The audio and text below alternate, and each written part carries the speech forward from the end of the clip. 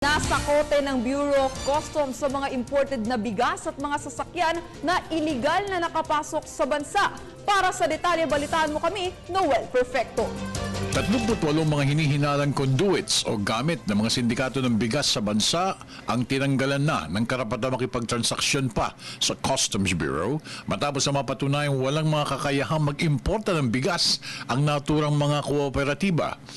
Ayon kay iCare o Interim Customs Accreditation and Registration Program Chief Attorney Gregorio, all-out war ang atas ni Customs Chief Rufy Biazon sa lahat ng opisyalis at kawani ng adwana, partikular ang paglaban nito kontra sa mga smuggler ng produkto ng agrikultura.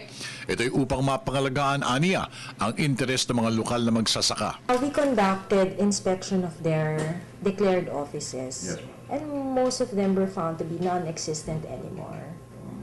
So, upon the instruction of the Commissioner and Deputy Commissioner Lim, we canceled their accreditation here with the Bureau of Customs. Niliwanag ni Gregorio na accredited importers lang ang mayroong rice importation allocation quota mula sa National Food Authority. At napatunayang walang ni anumang kakayahan o karapatan ng 38 mga kooperatiba. Kung kaya't dahil dito, patuloy na nililinis ng adwana ang listahan ng mga accredited importers ng mga fictitious o house show ng mga kumpanya.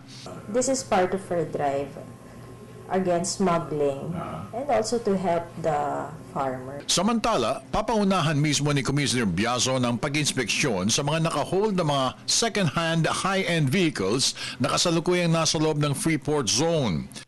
Tapos na may ulat na mayroong parating na isang shipment ng 400 o 400 Japanese vehicles patungong Cagayan Special Economic Zone and Freeport sa bayan ng Santa Ana sa Pebrero 21, 2013. Matatandaan na may nauna nang pumasok na 200 used cars sa Port Irene sa kabila ng desisyon ng Korte Suprema laban dito.